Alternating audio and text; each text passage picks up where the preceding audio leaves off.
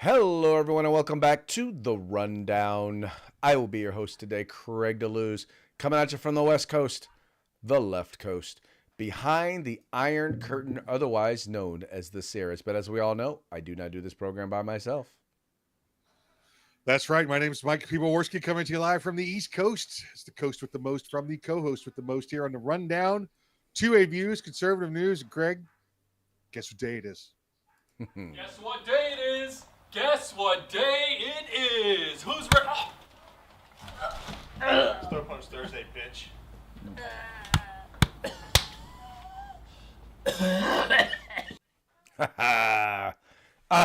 Always gets him. You think one of these days he'd like be ready and just do it. Just a bit of just come ready. Now he's too busy sporting those Ranger panties. He can't do it. Good stuff. Good stuff. How is your weekend going thus far on this fine Thursday? Yeah, not too shabby. Let's think. I'm trying to think what I'm gonna partake in. I don't know. I'll figure something out. But it's going so far so good.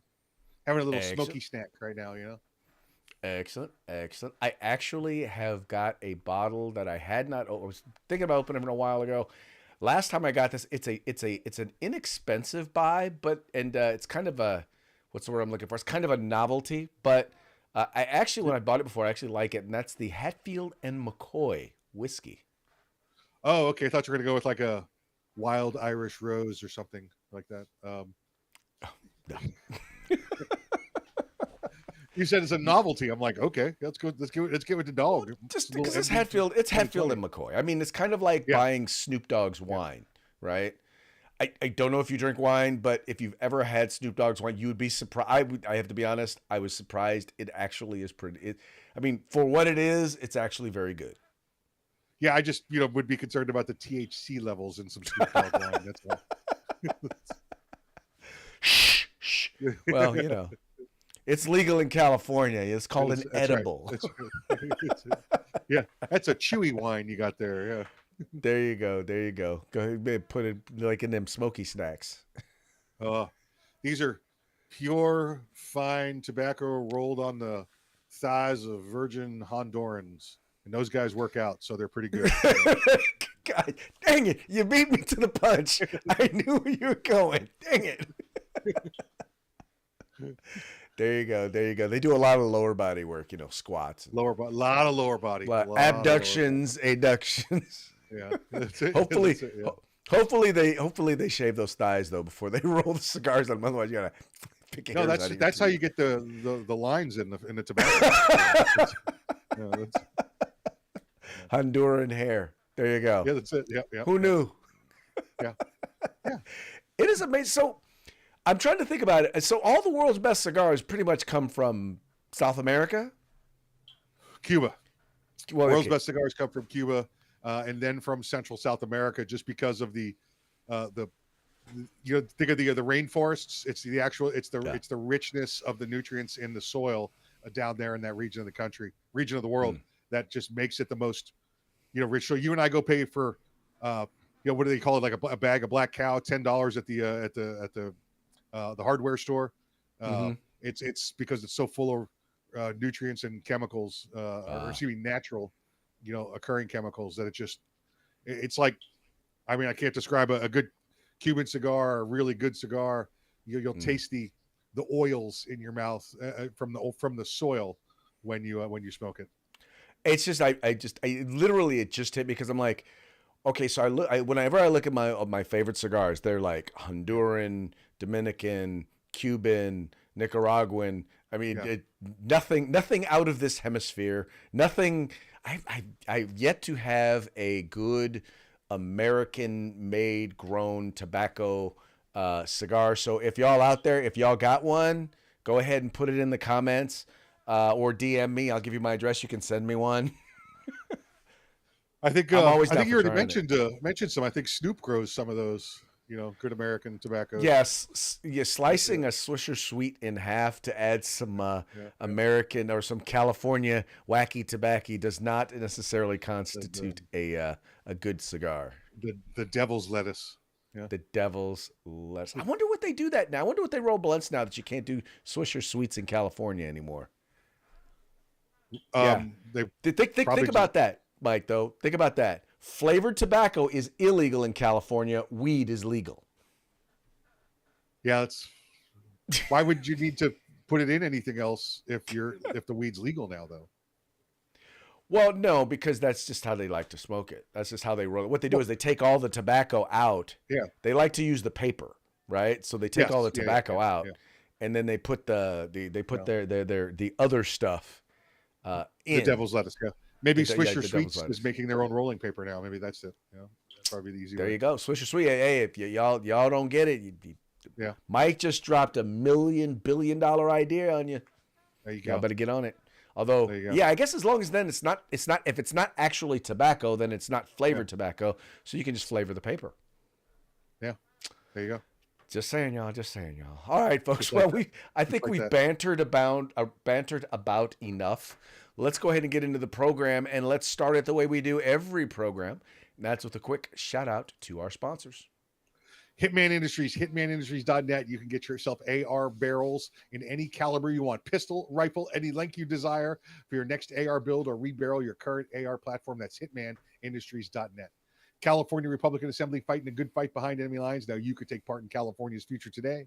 If you want the best in tactical concealed holsters on the market, get on over to Hog Holsters. That's HAWG, hogholsters.com. Use the discount code The Rundown. That's all one word, no spaces, all caps. Get yourself a nice little discount. And if you're looking for the best in field gear, tactical gear, outdoor gear, fire, law enforcement, EMS, whatever it may be, get yourself together, get a group of guys together, get your agency together, and give a call over to uscombatgear.com where you can get everything except the gun. That's right, folks. These are our sponsors. They bring us to you so that we can bring you to them. Do us a favor, do them a favor, do yourself a favor. Visit their websites. All you have to do is follow the links in the description to this program. Go there, check them out, spend some money with them. Make sure you tell them it was the guys over at the Rundown that sent you. Also, want to encourage you, if you're watching the program live, 3 p.m. Pacific, 6 p.m. Eastern on YouTube or on Rumble, go ahead and comment. Let us know what's up. Let us know what you think about the program or about the topic that we're talking about. And if we find it interesting, we'll share it with our audience. And if we don't find it interesting, well, we won't. But we will reserve the right to mock you. Because, we will mock you. Mock you. Yes, we will. That is how we roll. But go ahead and comment and let us know what's up. We would love to hear who you are, where you're from, where you are partaking of the program. All right, and with that, we will go ahead and get into today's first topic. And all I can say is President Trump is working on delivering on another promise. One of the promises that he has made is that he is going to eliminate the Federal Department of Education. Now, this is an entity that was created in 1976 by President Jimmy Carter, and we know what a successful president he was. In any case, it officially opened in 1979, and we have summarily seen the quality of education in these United States go down almost every year since. The quality of education in these United States has been horrible. It is horrible. I mean, when you look at the quality of education that we provide, being one of the most industrialized amongst industrialized nations, we have some of the most unlearned young men and women who are calling themselves high school graduates.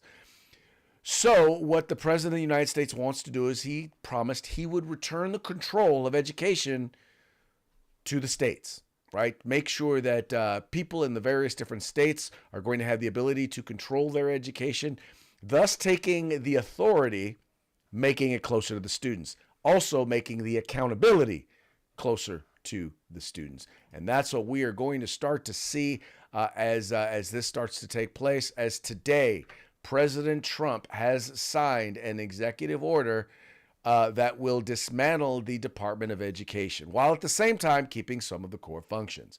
This has been written by the Associated Press, so you know what kind of angle they're going to take. But anyway, President Donald Trump signed an executive order Thursday calling for the dismantling of the U.S. Department of Education, advancing a campaign promise to take apart an agency that's been a longtime target of conservatives because it's a waste of money and doesn't work. Trump has derided the education department as wasteful and polluted, because it is, by polluted by liberal ideology, once again, because it is. However, completing its dismantling is most likely impossible without an act of Congress, which created the department in 1979. Republicans said they will introduce a bill to achieve just that. So, in other words, Mike, what's happening is that as people try to say, well, he can't just get rid of it via executive order. Well, guess what? That's not what he's doing, and he's made it clear that's not what he's going to be doing. He is going to do what he can to get rid of the functions of the department that are not enshrined in law, right? And return the control of those things, those programs or whatnot, to the states. And then on top of that, then he's going to get legislation to be able to handle the rest of it, while at the same time making sure that mainly the two core functions, Title I money, which goes to low-income communities, and then the functioning or the managing of the student loan programs, which didn't used to be a federal thing till the Fed decided to take away from the banks. But make sure those two functions of the Department of Education still exist, or at least are handled. So I say this is a big one. This is probably the biggest one, the biggest promise that he has taken on. And I say, go, Trump, go. Yeah, listen, and you see all the opposition, right? This is your proof right here that the Democrats do not want to save money. They want the bigger bureaucracy. They want to have the ability to funnel funds through one location, take what they want, and send it out, the minimal amount downrange to the state departments of education. And Craig, he's not, he's dismantling it, right? But the agency is still going to exist in the current term. I can't wait till maybe next week. I'm going to give a call and ask a question, and I know there's probably some guy or some lady sitting in a room there answering the phone, and this is going to be, their whole thing is going to be like, hello, thank you for calling the Federal Department of Education. And whatever the question is, they're going to go, please call your state Department of Education. Please call your state Department of Education. It could be a recording, Oh, hold on, let me look that number up for you. California, here's their phone number. Oh, Florida, here's their phone number. That's it. So they'll still exist. There'll still be one person there keeping the agency open for the Democrats. Well, what's interesting about all of this, Mike, also is, I took a look at our budget, right? And with the exception of when there was the COVID, all of that COVID money out there. Yep. In California, it represents like 5% of our budget, right? Any money that comes from the federal government, and most of that comes from Title I or mandated special education programs. By the way, they don't send us near enough money to do the things that they require us to do with special ed, but they still have the mandates anyway. But I'm like 5%, even if we didn't, and by the way, if that's Title I money and we're being told that money's still going to come, I'm trying to figure out how exactly, why are liberals crying that this is going to affect the quality of education? In fact, here in Sacramento, we had one school board member from one of our larger districts talk about it's already hurting students. And I'm like, what kind of idiot district are you running where no cuts have been made and it's already affecting your school district? Yeah. Yeah. Those would be known as, lies, Craig. They're trying to, show that, oh boy, the feds are, Donald Trump's taking our money. It hasn't even started yet, dude. It's not even next year. You're still in last year's budget. You're still in last year's budget. Well, and that's because, see, here's the thing. All they have is fear. All they can do is create and promote fear. That's what their entire shtick is trying to promote fear. Yeah. Because in the long run, none of this, come on. I'm sorry. Everything that they've said, none of the stuff that they're talking about has come to pass so far in any of the things that they've talked about that, oh, well, if Trump does this or Trump does that, it's going to be the end of the world. It's going to be the end of democracy. But no, it's going to be the end of Democrats, because once the investigations are complete and they see all the corruption, lots of people are going to be getting the grand juried and prosecuted. Yep. Well, you would think they would get smarter. And the reason why I'm saying smarter is because eventually what's going to happen is the things that they're warning are not going to happen, and everything's going to go just fine, and people are going to realize that they're liars. And they're going to the only thing they're going to have is to continue lying. Yeah, well, exactly right. But the most of the people out there, most of the Democrats out there aren't going to know, or they're not going to know the difference, Craig, because they're just listening to the sound bites of their politician and they're going with it. They're not checking their own FedEx. They're not doing their own research. Nope. They are just going to believe what is told to them. We see that every day with these protests and comments coming from them. Right? Because, for example, you do know that police are out there murdering black men by the thousands, right? Yeah, I mean, absolutely. I mean, listen, we go even more recent. Look at what they're doing to Teslas, right? A year ago, this guy was the champion of electric cars and saving the universe, according to the Democrat Party, and today, because he decides he's going to save you more money. Oh, and by the way, he also just brought back 2 stranded astronauts from space. Are you saying that he is importing aliens into the United States? Exactly what is he that did. What you're saying? He brought 2 aliens back to the United States. Yep. He's bringing 2 illegal aliens into the United States. Did they go through immigration services? No, they did not. They violated the judge's order as well. So yeah. They violated the judge's orders. All is bad. All is bad. They should be deported. I think we're gonna have to send them back to the space station. Back to the space station. That's it. Anyway, all we can do is, and the number one thing we've got to do is the president's got to keep to what he's doing, keep it going, and the most important thing though is protect the economy, because if the economy goes south, no one cares about anything else. I hate to say it. I wish it weren't so. All of these things that he is fixing are all things that helped add to the downfall of the economy, and are all things that people notice. But it's the economy, stupid. Just make sure you don't mess up the economy. And I'm not saying he will. I'm just saying the hard part is so much of the economy is outside of the president's control. All you can really do is mess up the economy. You can get out of its way, or you can get in its way and mess it up. The number one thing, and I think the number 2 thing is the economy. The number 1 thing is securing the border, because when you secure the border and you get rid of all the illegal people that we're paying billions and trillions of dollars to support in this country, guess what happens, Craig? The economy starts to work, because we're not spending all this extra money on these illegal aliens that we've been supporting. I do not disagree with you in terms of things that need to be done. Yeah. The only thing I'll disagree is all people care about. Let's put it this way. If the economy is going well and we have 10 million people a month coming across the southern border, people don't care. The economy's going well. I'm not saying everybody.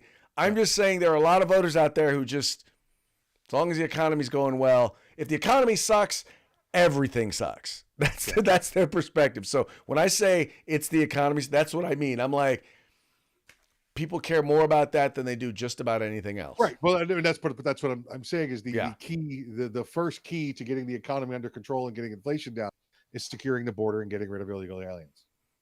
Well, and that's that is exactly what he is doing. So, bam, or as I like to say to my Democrat friends, nanny boo boo. There you go. Wah. Wah. Wah. Wah. You know what? Gonna get you, see? Gonna divorce you, see? Okay, this was a big one because I never thought the UC system would fold as easily as they have. This is the University of California system. This is the largest public education. When I say public education, the UC system is almost seen like Ivy League. I mean, you've got UC Berkeley, UCLA, UC Riverside, UC Irvine. It's pretty high. UC Santa Barbara, it's pretty highfalutin. And by the way, if you happen to be a California resident, it's relatively inexpensive compared to some of the real high Ivy Leagues. Anyway, all that having been said, one of the other problems that Ivy Leagues have is they are incredibly woke. And guess what? So is the UC system. But they've taken a big step in a different direction. One of the things that they would require when you were applying for a job is you'd have to fill out, or you'd have to write a statement of diversity. Basically, a statement talking about how you are committed to diversity, equity, and inclusion, how you plan to implement that in your program or in your curriculum. Well, because of the executive order signed by President Trump and the amount of money that is going to cost the UC system if they were to keep such a thing in place, well, let's just say they ain't doing that no more. This piece from the Volk Conspiracy, which, by the way, if you never read anything at the Volk Conspiracy, you need to check it out. He's an attorney. He's mostly he's mostly libertarian, but he has a lot of really good stuff. Pro Second Amendment, pro free speech. Some of the stuff is kind of liberal, but sometimes I like to call him a libertarian. Anyway, all that having been said, he's talking about this case in the case of academic freedom. It says here, the University of California is the godfather of the use of the so-called diversity statements in faculty hiring. I have a piece forthcoming at the Nebraska Law Review arguing that such diversity statement requirements for general faculty hiring at state universities violate the First Amendment and violate academic freedom principles everywhere. It seems quite likely that that in practice, such diversity statement requirements are also used to facilitate illegal racial discrimination in faculty hiring. The University of California's Systems Board of Regents has now put an end to the use of such diversity statements at those schools. This is a truly remarkable development. Not unreasonably, this decision is being put in the context of the Trump administration's extraordinary attack on Columbia University, a move that I think is both lawless and itself a threat to academic freedom. So that kind of tells you where he comes. He's a big believer in academic freedom, but even he acknowledges that this is happening because of the work of President Trump. So in other words, we're actually going to eliminate discrimination at universities when it comes to hiring, or at least a form of discrimination, the overt discrimination of requiring people to have a diversity statement. Because we all know diversity, equity, and inclusion is a religion, the way in which they do it, the way in which they force it. And if you don't pledge allegiance to their God, you don't get to work there. Yeah, and a couple other things I saw going on today, Craig. Yesterday. Did you see that in Columbia University, 35,000 students there, one of the highest, levels of education here in our country. 35,000 students, 25,000 of them are foreign students. So there's 10,000 students there that are U.S. students. So recognizing that, they're working through there now. Even Columbia University is working through their roles to say who's going to be the next time. Now, I don't think they're going to be kicking anybody out, but I think the admission standards will be changing a little bit. And discussing part of that comes because the foreign students are paying full freight. Correct. Part of the admission standards, if you saw this today from Harvard, they announced. Remember, in 2020, Harvard dropped the SAT and ACT requirement. They said the woke agenda said it was too it's too discriminatory. It's too biased. It's too racially biased. So we're going to drop it. Well, for the first time ever, Harvard announced today that they're going to have remedial math programs because the quality pool of students they've been getting applying, because there are no ACT and SAT requirements, they have to have remedial classes now for them to meet the Harvard standard. They also announced in 2029, for the next 4-year class that'll come in, not counting those that registered this year. So they're going to have to do ACT and SAT requirements to get back into Harvard. So Harvard took a little 9-year break basically and was woke, and now they've realized halfway through it's not going to work. We have to reinstitute the standards. Well, wait, so they're putting the test back in? Tests will be required to get back into Harvard as of 2029. Well, what's also interesting though is that now they've also said that if you come from a family that earns less than $200,000 a year, tuition will be free. If you come from a family that earns less than $100,000 a year, the school will be completely free. So I don't know if that means they're also going to provide room and board and all of that, but yeah, probably. It's for the economically disadvantaged. But at this point, hiring managers who have been surveyed have said they are much less likely to hire anyone from an Ivy League school, including Harvard. Yeah, because again, it's not what it was, 5 years ago. No, they have been educated into imbecility. That's right. Exactly. That's what it means to get an Ivy League education. It means you're in the bushes. Yep. Yep. Yeah, I don't know how you get that back, especially since they're not getting rid of any of the woke professors. I mean, keep in mind these standards aren't just bad because of the students. It's bad because of the professors. The professors, their hiring standards were trash. So of course Well, they're going to have yeah. trash students. This will be the first step though, because now when they put back the admission standards, right, then you're going to get the objections from those that are there as instructors, as professors, and they'll they'll they'll find ways, Craig. They're all trending now back towards uh damn it, we're not going to survive. No, we are not what we are. People are hiring kids out of online community colleges before they're hiring kids from Harvard. So Well, sorry, Harvard, but you're gonna have a hard time. You're gonna have a hard time coming all the way back. But I'm sure you'll find. I'm sure you'll figure it out. Y'all have big enough endowments. You can test some things out. yes, exactly, exactly. And a lot of it is, Craig, those people that have been giving endowments are not giving them anymore, so they have to go back to doing things the old way. Yeah. Well, there you go. That's what happens when you decide you what's the saying? Go woke, go broke. Go broke, exactly right. All right. Well, that brings us to our next story, and this was one I have to admit is a little bit disappointing when I heard about it, and this has to do with the governor of Wyoming of all states. He actually vetoed the Second Amendment Protection Act there in the state of Wyoming. And he blames, I don't want to say blames, but he pushes it on, trying to support law enforcement. It says here Wyoming is not a stooge. Governor Gordon vetoes Second Amendment Protection Act amendments. Governor Gordon recently signed a letter vetoing Senate File 196 Second Amendment Protection Act amendments. That's according to a release from the governor's office, which states that in a public ceremony featuring members of the county, state, municipal law enforcement, Gordon signed the letter calling the bill overkill that would punish first responders and threaten cooperative work between Wyoming and federal law enforcement.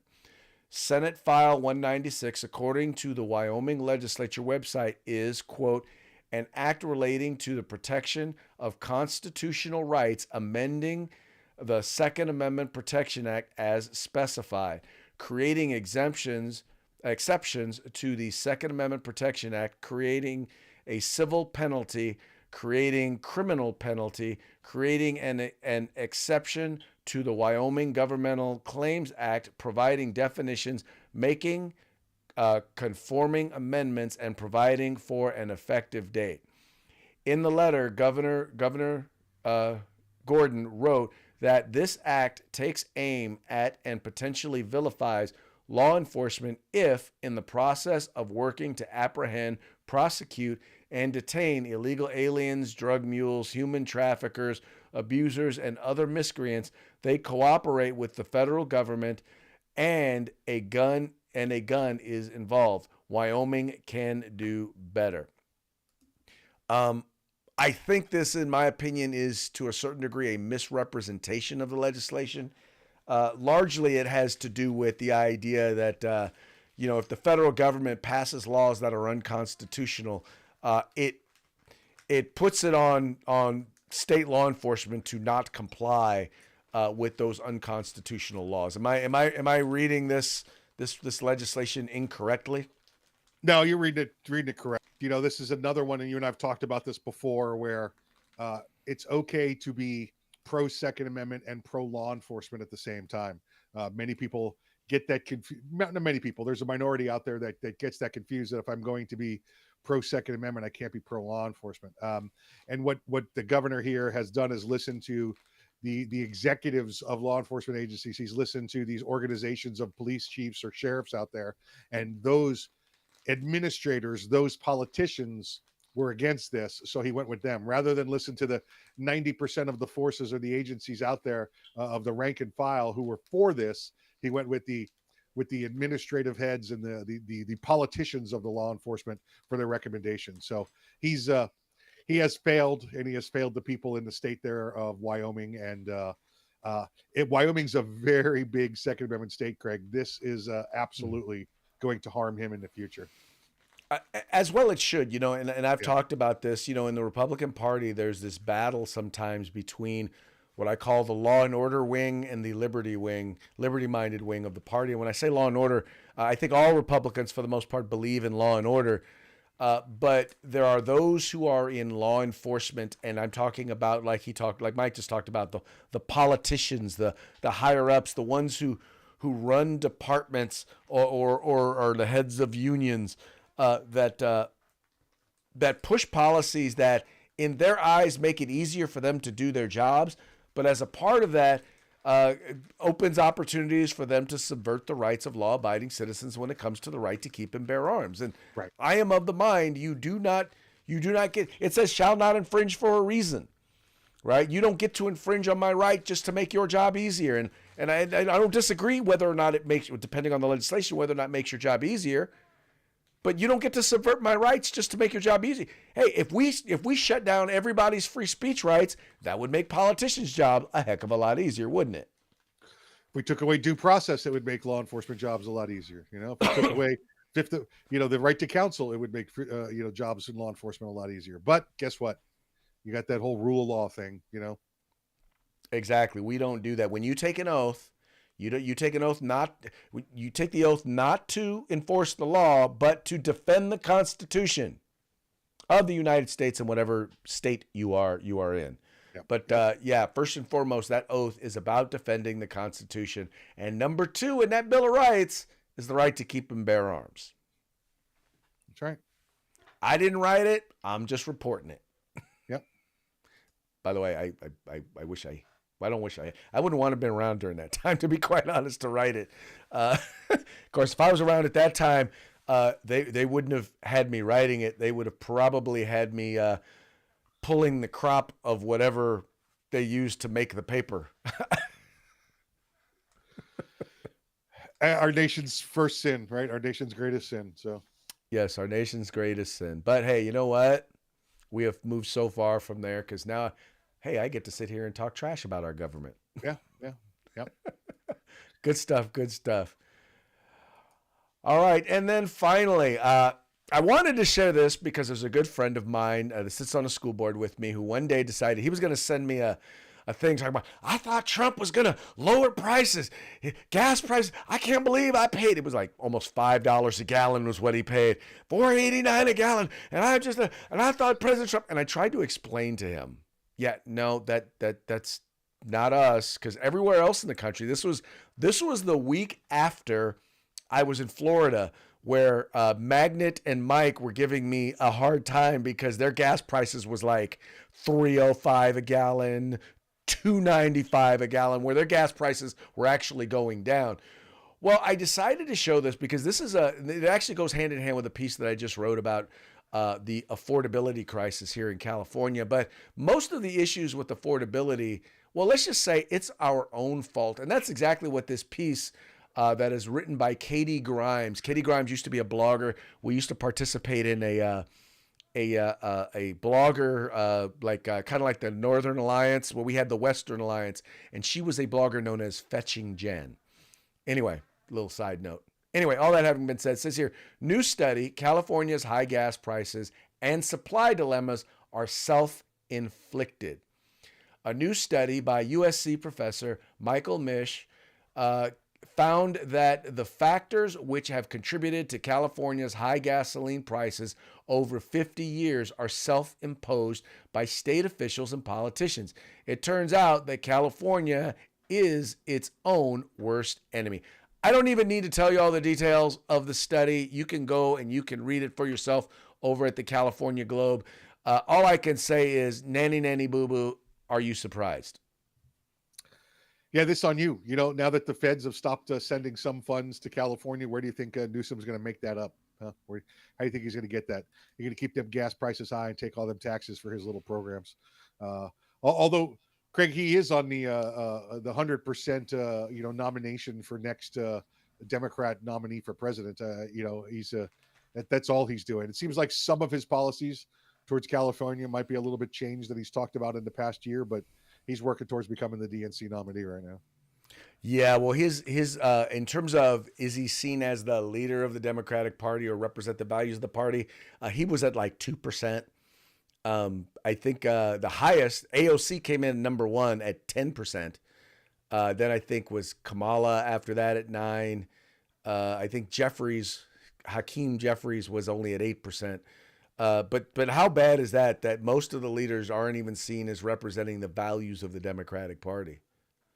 Yeah, no, but like I said, he's trying to work his way up. He saw those numbers. Like, well, look, he just had that, I don't know, a press conference with Tim Walz, and we've talked about it yesterday with Walz, saying he wasn't masculine and everything like that.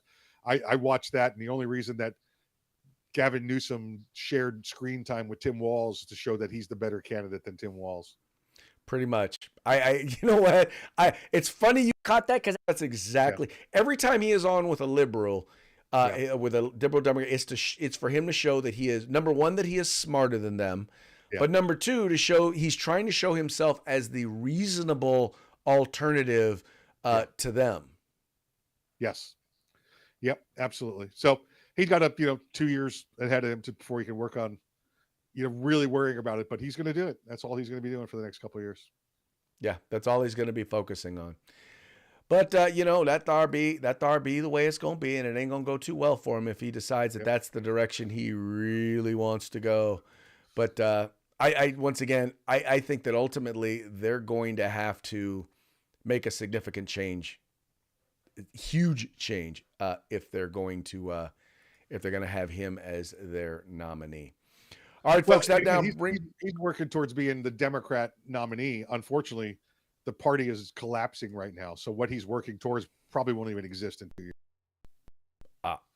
Nope, you are probably right.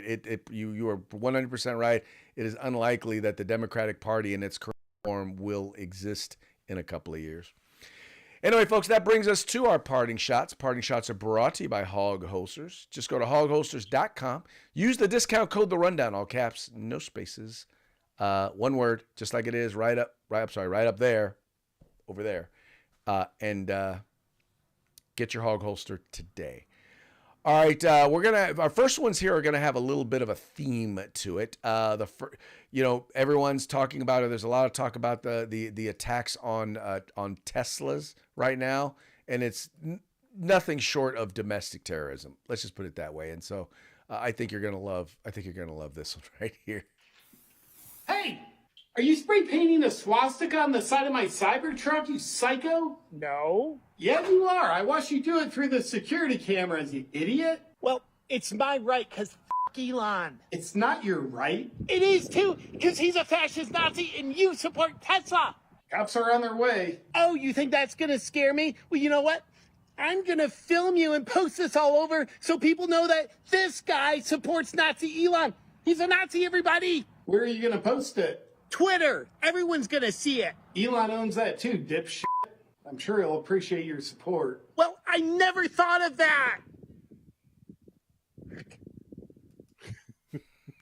Love that guy. He is hilarious. Yeah.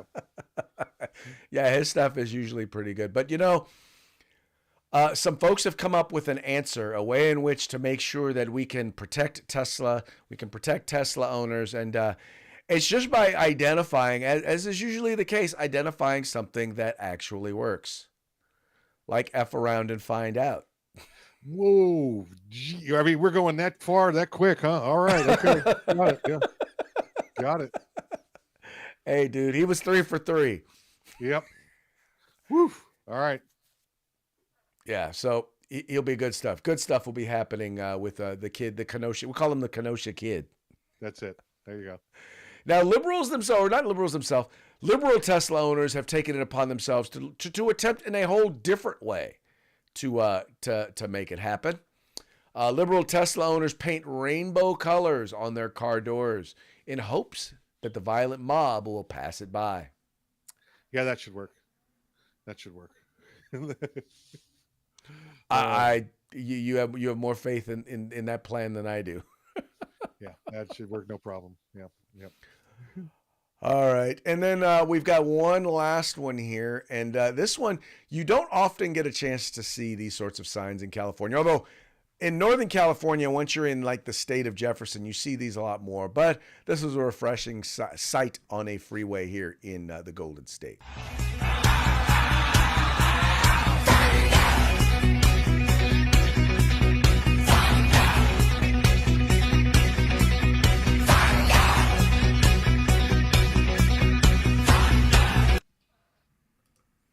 Yeah, that was in recognition of all of the people who decide they want to march around and drive around with foreign flags, promoting foreign flags. I don't think that would be received real well. What do you think, Mike?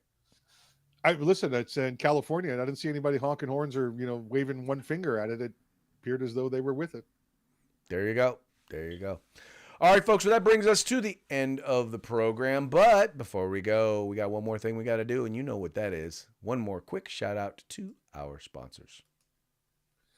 That's right. Hitman Industries, hitmanindustries.net. If you got yourself an AR in the past couple of years, you probably got one of their barrels and you don't even know it.